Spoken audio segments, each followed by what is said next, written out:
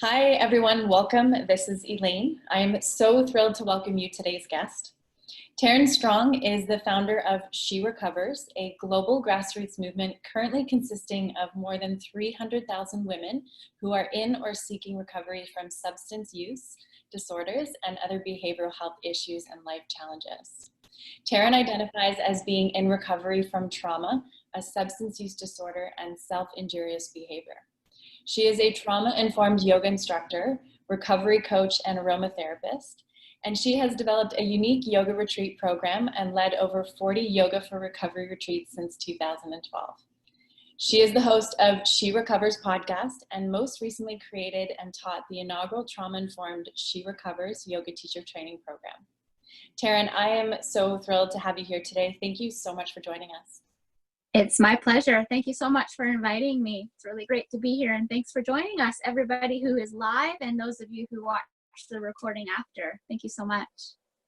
So let's take it back. For those who have not had the pleasure to meet you in person and who don't know your story, can you tell us a little bit about your journey and what brought you into the recovery space? Yeah, absolutely. So one thing that I should mention is I am the founder of She Recovers, and the other founder is my mother, Dawn Nickel.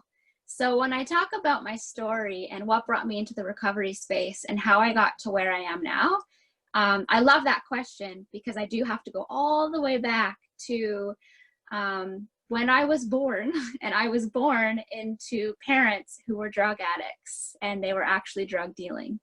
So I was born in the 80s, child of the 80s, and, born into a lot of trauma and a lot of chaos and a very unhealthy environment. But luckily for me, my mom found recovery when I was 4 and my sister was 8. So I really do feel like my recovery journey began when her recovery journey began. And we're going to talk about that a little bit later when we talk about kind of the ancestral trauma piece. But yeah, so my mom entered recovery when I was 4, thank goodness. And you would think, so actually she used, back then, back in the 80s, there was treatment, which she went to in 12-step programs. There weren't a lot of different services or programs available like we have now. We're so lucky to have now. But those actually, they definitely saved her life. So some of my earliest memories are 12-step programs. I grew up in a 12-step home. And you would think, because I grew up with parents in recovery and surrounded by people in 12-step programs, you'd think that maybe I didn't choose the path that I did.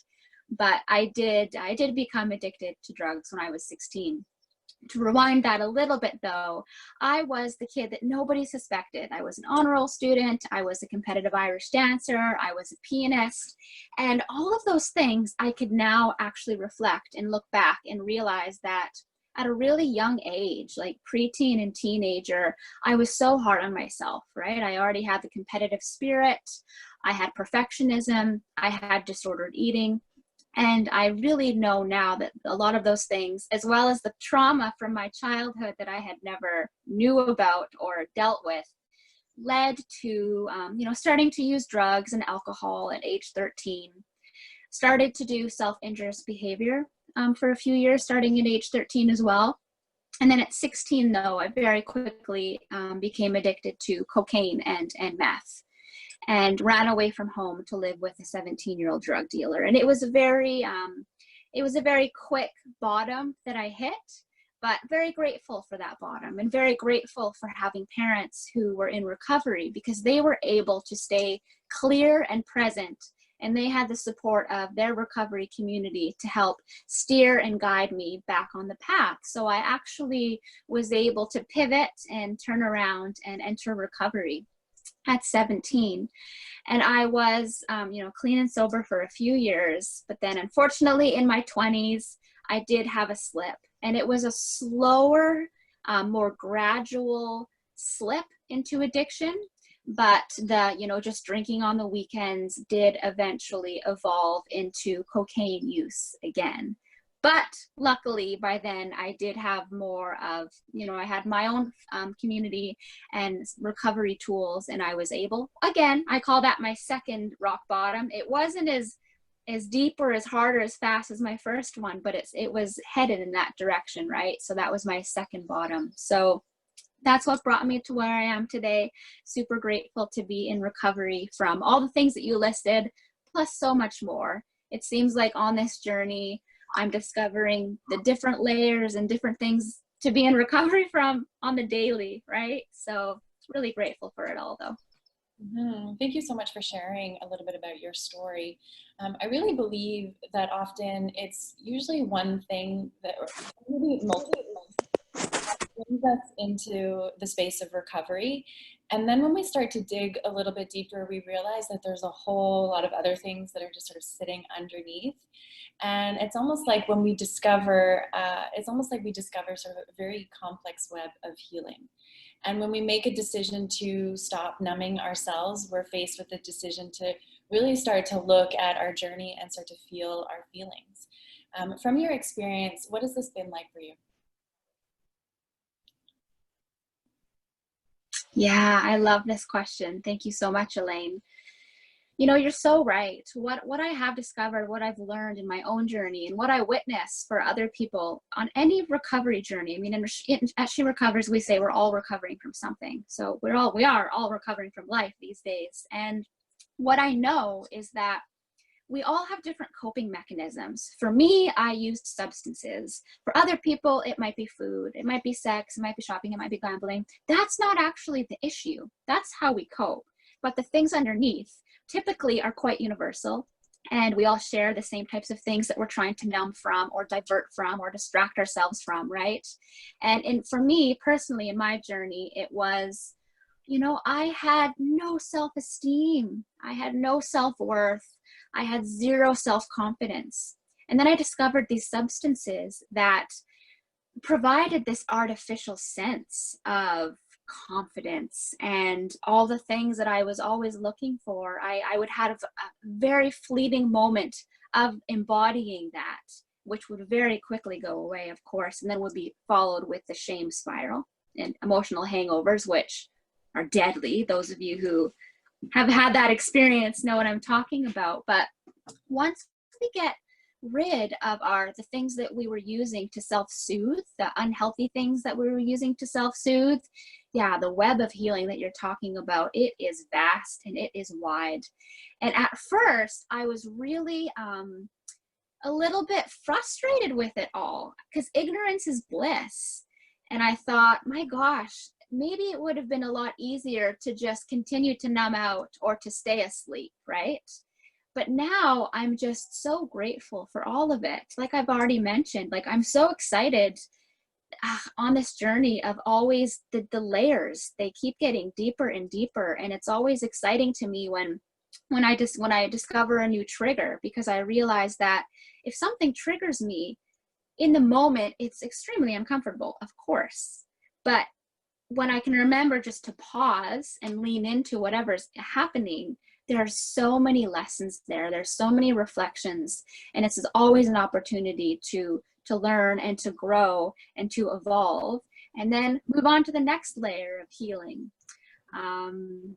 So yeah, I really find that underneath our substances, our coping mechanisms, you know, sometimes there's rage, there's grief, there's confusion, there's unworthiness. And it can sometimes really depend on the day as well. Mm-hmm.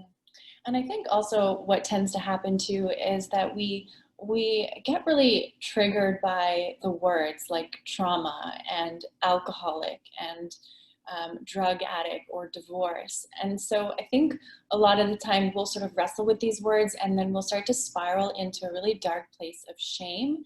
And shame is like the kiss of death. I'd love it if you could, tell us a little bit about your experience of this. What words did you struggle with, and how did you sort of overcome the shame?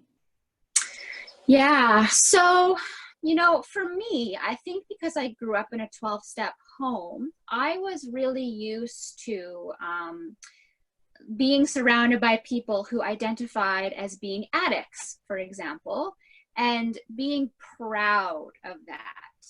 And so I think that was a really unique experience for me. growing up to be able to see the other side of addiction, because I think that there's so much shame and there's so much stigma around. I'm just using addiction as an example right now. And I think that our society has this idea of what addiction looks like. We know what addiction looks like, but we don't actually know what recovery looks like.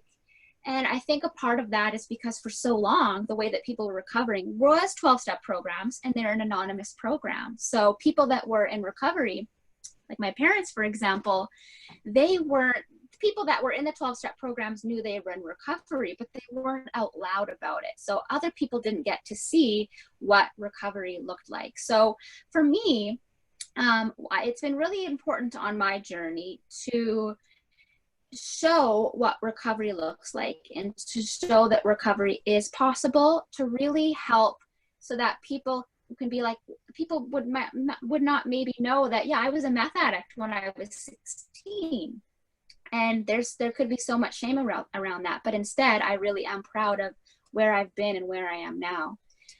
What I do sometimes wonder about is, because words are so powerful, right? Words are spells, I believe. And so I have no problem using the word addict, but I'm not a meth addict anymore. I'm not an addict anymore. So when I'm using that type of language, I do say I'm in recovery or I'm a recovering addict, because I don't want to stay stuck in that place of every day saying I'm an addict, I'm an addict, I'm an addict, because I wonder what would happen, saying that repetitively. I do feel and I do see sometimes we can stay stuck there.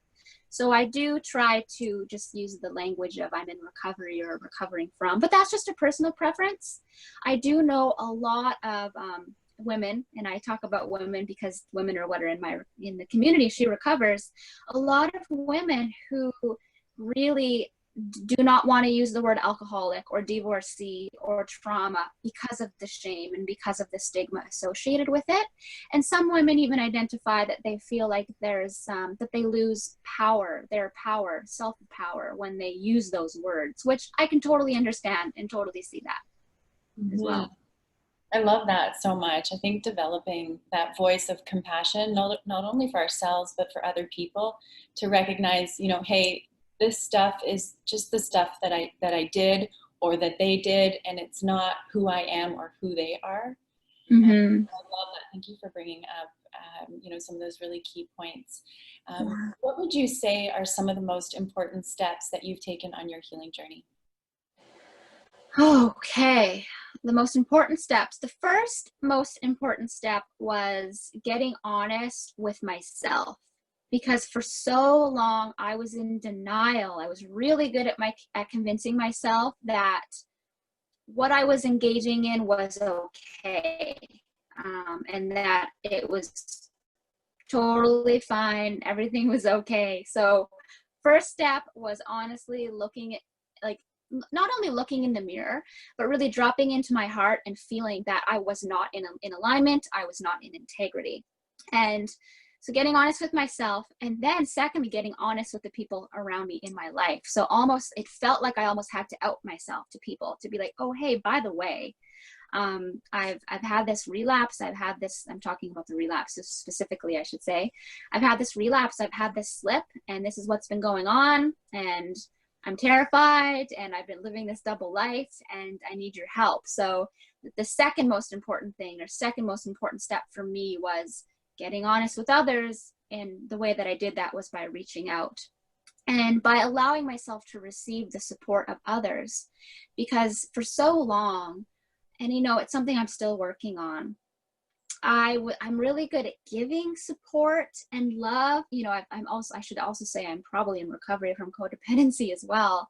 But when it comes to receiving, it's not a strength of mine. I like to just, I'm okay, everything's okay, even when it's not. And for a long time, because I am a yoga teacher, I had this idea that I had to have my shit together, even though I didn't, and I still don't, and I never will, and that's okay. I'm a human. This is messy. But for so long, I thought that in order to be a yoga teacher, I had to have my shit together, and because I didn't, I faked it. I tried to fake it till I make it. So stopping that nonsense was so freeing, let me tell you that, and just finding the humility in all of that was one of the best things I ever did. And then also trusting myself, which, you know, it's an evolution as well, and that takes time. But for so long, I would just ignore my intuition. Whenever it was telling me something, I would just ignore it. And then that led to me not trusting myself, which is it's a rocky place to be. So taking the time to learn to trust myself again by listening to my intuition. And then I guess another important step would be for me was just, I guess it ties in with the intuition, but honoring myself in my journey and giving myself permission to recover in the ways that align with me. So for example, I have nothing but respect for the 12-step programs, but I'm not in a 12-step program because they don't resonate with me. So that was a really hard one though. So giving myself permission to find the tools and the practices that work for me. So yoga, meditation, essential oils, plant medicine, tarot, therapy, all sorts of different therapy, hypnotherapy. Like I have a patchwork of recovery that is very unique to me.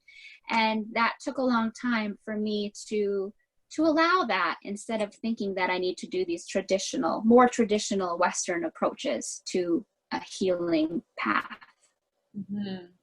Yeah, honestly, I resonated so much with so much of what you said. And I really believe that some of the most important work that we'll ever do, and some of the most meaningful work that we'll ever do, is to deeply feel through our wounds, to honestly look at our patterns, and then to really own our healing journey. So I really think that doing the deep work and seeing those blind spots is extremely humbling, but also a very important part of healing. And I think it's really important to emphasize that when we do heal ourselves, we are healing both forwards and backwards in time. And this sort of reminds me of a beautiful quote that's by Aziza Nahay, and in her book Trauma to Dharma. And she says, "It's not your fault, but it's your turn." I would love it if you could talk to us a little bit today about intergenerational trauma and maybe explain what it is and your experiences. Yeah, absolutely. So I love that quote and I love that book. Those of you who aren't familiar, it's a great resource. So intergenerational trauma, it's actually based from indigenous wisdom. So the indigenous peoples forever had this knowledge, and they have been saying or said that we carry the trauma in our bodies that goes back 7 generations. And then anything that we don't heal in our body in this lifetime, we will pass forward to the next 7 generations, which is really powerful and profound and mind-blowing if you think of that. And then, you know, since our lifetime, the scientists with their fancy tools and whatever they have, their gadgets, they've been able to confirm that, yes, we store the trauma of our ancestors in our DNA. And that's, yeah, again, that even though I've been studying this for years, every time I talk about it, it's just so fascinating to me. Now, what I love to focus on as well is Daniel, for in his book, Ancestral Medicine. I love how he talks about blessings and burdens. So not only do we carry, of course, the trauma of our ancestors, and we'll pass that forward as well, but we also carry the blessings and the wisdom of our ancestors. So that's really important to recognize as well. And there's a quote that I saw, I'm pretty sure it was like a meme on Instagram or something, but I love it. It's so funny and it makes me laugh. It's like, when somebody says it runs in your family, you say to them, and this is where it runs the F out, which I just love. So what happens is trauma can actually change the expression of the DNA in our cells. And then these changes can be passed down from parent to child. And they've actually recently discovered evidence that memories can be passed down from parent to child as well. And these memories are not only cognitive, but they have discovered that the memories are stored in our bodies also. So somebody might be having this really, think of it like if you have a very big fear of the water. And you're not sure why, and you have no idea.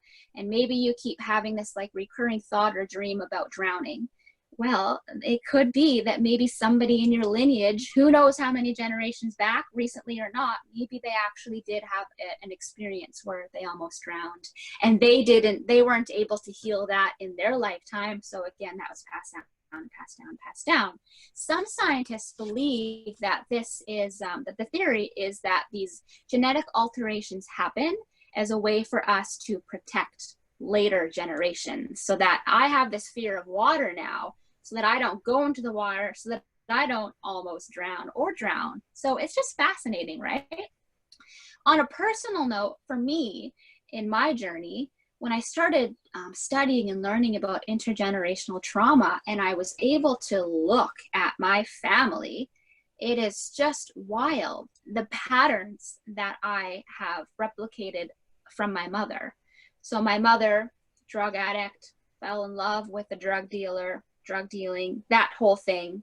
And then I did the exact same thing, but was able to, because of the work that my mom had already done and the work that I've been doing, I can very confidently say that now that pattern, that wound, that ancestral trauma that pattern is no longer happening. Like, I'm not passing that forward to my children in any way. That's just a really funny, not a funny pattern, but just one of those very obvious patterns that's good as an example. But I am just so dedicated every day to do the work to make sure. I don't have kids right now, but I do have nieces and nephews.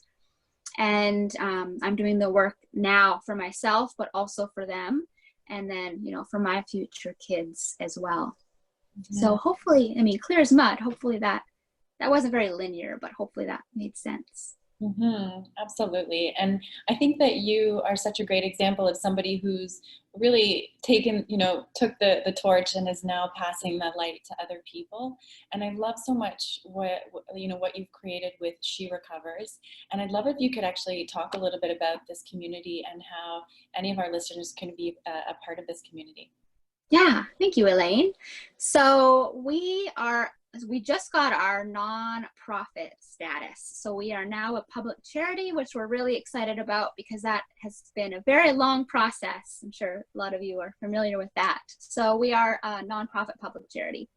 And we do a lot of different things. Some things are different right now because of the pandemic. So we create online and in-person experiences for women, cisgender and trans women, or non-binary individuals who identify with women communities to gather so that they can connect, support, and empower each other. Because what we know is that the opposite of addiction is connection. So connection is so key and so important in recovery, regardless of what we're recovering from. So online, we have different ways to connect, and love to have any of you who are here, or if you know anyone who would be interested. We offer 2 free Zoom gatherings a day, and they are led by our She Recovers recovery coaches. They're at 11 a.m. Pacific, 2 o'clock Eastern, every day, every day, 7 days a week. So we do that. We also have, we're on Facebook, we're on Instagram. We have a private Facebook group, which you're more than welcome to join, which is a really great place to stay connected with other like-hearted women in recovery. We have the podcast, of course, which is a great resource for recovery-related content. And then when we can, and when we're allowed again, we do in-person things. So certain things like just casual meetups. So we have women all over the world, and some women gather and they do hikes. We have book clubs. We do, different workshops. We do larger events sometimes, like more conference style, where there's 500 women and different speakers and different workshops. Our next one is in Miami in 2021 because we had to postpone it. We do retreats around the world. They're all, different. I do the trauma-informed yoga online. So I do that. There's online classes. And then when I can, in-person classes. We have the She Recovers coach program. So if anyone has ever been called to become a recovery coach, we have that as well. So, it's a little bit of everything. But what our plan is now that we have the nonprofit status is we just really want to make sure that all of our offerings are accessible as possible.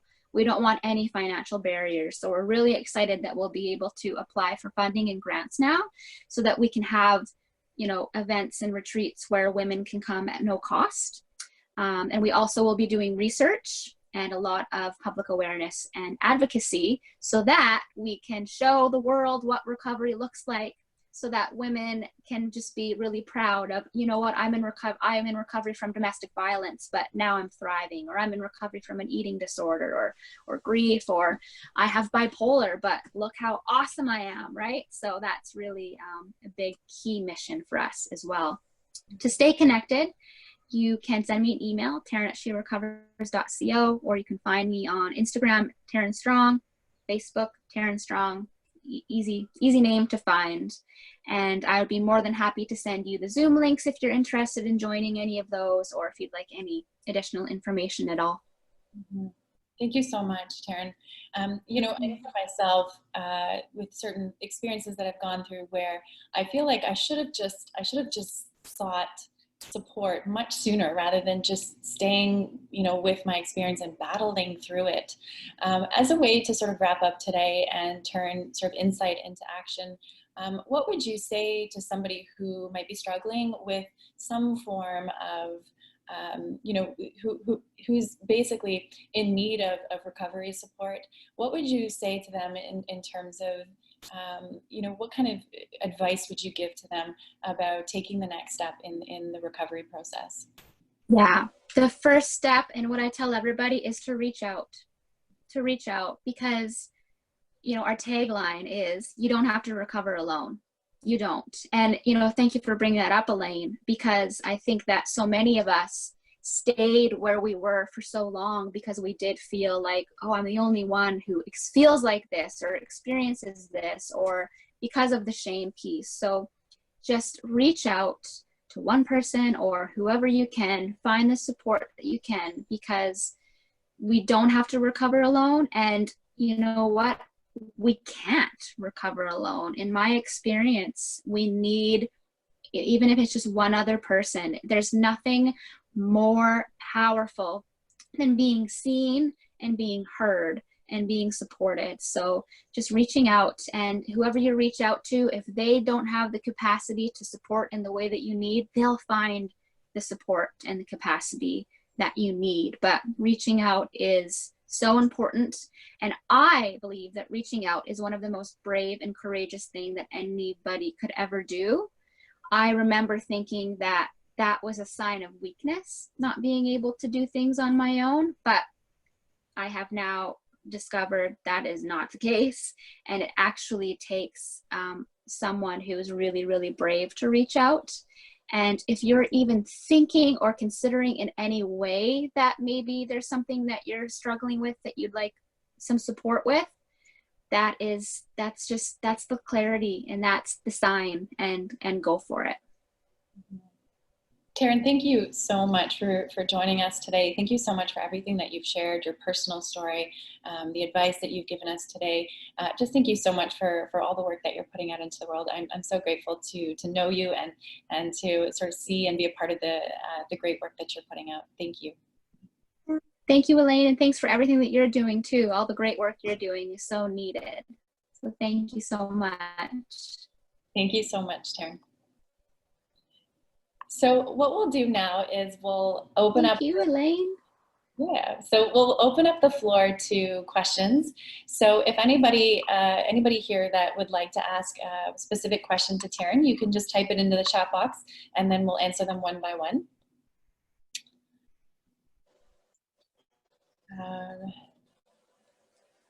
Taking a look here at the chat box. If anybody has a question, feel free to type it in there.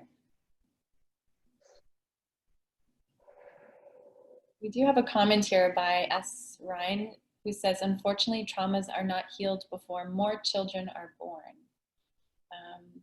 Might need a little bit more detail to that, S. Ryan. Did you want to say anything to that, Taryn? Let me see if I can read it here. Unfortunately, traumas are not healed before more children are born. Yeah, I think that's just a comment about how, you know, a lot of people before doing their own work have children, and then, you know, the traumas can get passed down. Mm-hmm. Yeah. We have a question from Nelson, who says, what is the book she suggested reading? So Yeah, so there's actually a few. So the one that I talked about was called, or that you talked about first, Elaine, is called Trauma to Dharma. And that is by an amazing woman based out of New York named Azita Nahai, Azita. I can't remember how to pronounce her last name. So that's an amazing book. Another great book, that I talked about as well, is called Ancestral Medicine. And that's by a man named Daniel Foor, and his last name is spelled Foor. Another great one that I'm reading right now that I have beside me that I love is called My Grandmother's Hands. This is by Resmaa Menakem, and this is about racialized trauma and the pathway to mending our hearts and our bodies. So this man talks about trauma in Black bodies, trauma in white bodies, and he talks a lot about intergenerational trauma as well. So it's a great resource. And then the last one, because I could go on and on forever, I'm a little addicted to these types of books, would be actually two more. The Body Keeps the Score by Bessel van something or other. And then another one that's great is Waking the Tiger by Peter Levine. So if you're interested in how trauma is stored in the body and the nervous system in different ways, those are amazing places to start. Yeah, those are all amazing books. I highly recommend as well. I've read all of them and they're fantastic. Awesome. Yes. So we have another question here by Emilia. She says, I would like to begin to raise awareness with parents in particular about beginning their own journey in healing. Where do we start in schools? Where do we start in schools? That is a great question that I don't have the answer to yet. That is the question. Yeah. When you find it out, let me know. Sarah says, I'm writing a dissertation on yoga and trauma. Taryn, could you please talk a bit about your experience regarding yoga and to what extent it helped you through your journey? Oh my gosh. It was the thing that helped me in my journey. So for me, when I was 16, what we knew, but what we had back then as well were the 12 steps in therapy. 12 steps weren't resonating with me, but I did do a lot of therapy. And then a few years later, and I was a dancer, right? So movement was always a form of medicine for me. But a few years after that, I discovered yoga, and that was the piece. Like I realized that we had gotten really good in the West at addressing, the mind and the spirit, but we had completely forgot about the body when healing. And a holistic approach to recovery is key. We have to address the body, the mind, and the spirit because of the trauma that our body stores, not only from our lifetime, but the other lifetimes as well, right? So incorporating a somatic-based healing modality to a recovery patchwork is key. It doesn't have to be yoga. I'm biased because I love yoga, and I just love that it does the body, mind, and spirit for me all in one. But let me just relook at the question because I went on a ramble. Let's see here. What extent it helped through your journey? So yeah, it was the thing, how I felt or how I still feel after an hour of yoga. I can't even compare to how I feel. It's the perfect medicine for me. I feel, I regulate my nervous system. I remember to breathe. I'm able to slow down my thoughts. So in any moment, if I'm having something, something that I need to shift, energy that needs to shift, I know that I can do a little bit of stretching. If I don't have an hour, I can just do a few stretches. I can do a little breath work and things will shift. So for me, it's been the most powerful tool in my recovery patchwork. And it's free, we get once a few of the movements, and I can do it anytime, anywhere. We have another question from Sarah who says, could you tell us a little bit about your experience as a teacher in your organization and with the community? Yeah, absolutely. So I took my first teacher training in 2006. So I'm on Salt Spring Island right now on the west coast of Canada. I took my training in Victoria, British Columbia. That was a 300-hour training. And I took that with the intention of knowing that I wanted to one day develop a yoga program for people in recovery. Because back in 2006, when I started doing yoga, and saw how profound it was for me in my recovery, and that it was the missing link for me in my recovery, I couldn't find any resources or any trainings or any books on it about yoga for recovery. So I first started volunteering at a detox facility to get experience, which was the greatest, I learned a lot. I learned a lot about what not to do because I didn't have any trauma-informed training at that point. So I was this new yoga teacher going to the detox facility, triggering people all the time. But in that experience, able to learn how to navigate people back to safety in their body. So this is important about trauma and recovery, and yoga is, I think it's really great. This is a bit of a sidebar that, yoga is so popular now and mainstream now. So doctors and therapists and anybody are recommending that people do yoga for stress. But if a teacher, and nothing against them, it's not taught to us in our regular 200-hour teacher training, but if they don't have the trauma-informed lens, yoga classes can actually be quite triggering. So I didn't have the trauma-informed lens, so I learned what not to do the hard way, but I learned what not to do, so that was great. So then I developed the Yoga for Recovery program. A few years later, luckily, other programs were developed as well, so I was able to take a certification called Yoga of Recovery. And then in 2014, finally, I was able to take a Yoga for Trauma training. And then I took it again last year because things are changing so much in the trauma world, right? So the trauma piece is really important, and it's what I teach in our organization. And I also teach the She Recovers Yoga Teacher Designation Program. And what I'm teaching is how to teach trauma-informed yoga. And, again, that's so important because students, when they're trauma survivors coming to the yoga mat, things are, when we're reconnecting with our body, maybe they're completely disconnected with the body, completely dysregulated. Disassociation can happen, triggers can happen, and you want to be able to navigate that safely. You want to maybe, try your best not to trigger somebody, which we talk about with our languaging that we use. We don't do hands-on adjustments and a lot of other things, but if somebody does disassociate in your class, being able to hold that container for safety for you, for them, and everyone else in the class. Really important. Thank you so much. That was great. I think that was very well said. We have another question here from Hernandez, who says, what would you say intergenerational trauma would you say intergenerational trauma includes a loss of safety? Emotional, psychological, physical, financial? Yeah, I would. I think sometimes it can be one of those things, and sometimes it can be all of those things. It really depends, and it's different for everyone and every family, for sure. And then Hernandez says, how would you help someone end the generational chaos? I think that I would tell the person that it starts with them.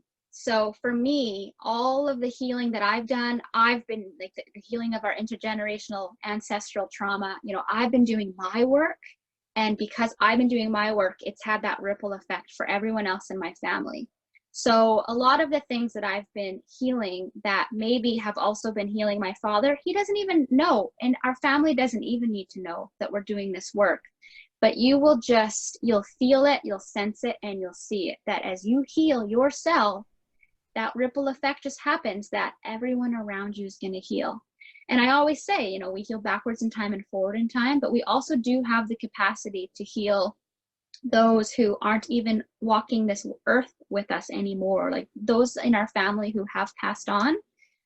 We do have the capacity to heal those wounds as well. But the advice that I would give is to just focus on your own healing journey. What do you need to heal within you right now? And focus on you and only you. The times in my life when I've tried to change or heal my mother or my father or whoever it was, that's not how we do it. It's not going to work. So just focusing on ourselves is how we heal these patterns and these, whatever you want to call them, the burdens. But I also want to say that as we're doing this work, it is also important to remember to also recognize the blessings, right? And the wisdom. And sometimes what we have inherited from our family, you know, even if we've learned these lessons in the most least ideal way possible, they're lessons, and we learn from them and we evolve from them. And I know there's an author from where I am, Salt Spring Island, Tokapa Turner, and her book is called Belonging. And she talks about how the greatest inheritance that we'll ever receive from our ancestors is their resilience. And I think that when we're doing this work, this healing work, especially the intergenerational trauma work, having that remembrance of the resilience that we have from those in our family is really huge. You know, as I've been healing my traumas and doing a lot of inner child work and reparenting work, and then able to kind of look at my parents in a different way and see their inner children, and see how a lot of the traumas that have been passed down were actually because their needs weren't met when they were kids. And wow, how resilient my parents were to be able to just, you know, have the life that they've had and have given me as well, is that's been huge. So you'll just see as you start to focus on yourself, how things shift and change within you, and then therefore everywhere around you. Taryn, thank you so much. For anybody that's listening right now that maybe wants to connect with you personally to continue this conversation, or even to be a part of She Recovers, what's the best way that they can connect with you? Yeah, so the best way, two ways. So one way is you could go to our website, sherecovers.co, and you'll get a pop-up to sign up for the newsletter. And if you do that, you'll just get an auto. We don't send very many newsletters because we're not very organized. We have a very small team, so we don't send very many. But you'll get an auto reply. And with that auto reply, it has all of the ways to connect with us. So the link for the Facebook group, the link for the Zoom gatherings, all that stuff. Or you're more than welcome to email me, Taryn@sherecovers.co. And I can give you all that information as well. Wonderful. Thank you so much for being here with us, Taryn. Thank you so much. It was a pleasure to have this conversation with you. Oh, I'm honored. Thanks for having me.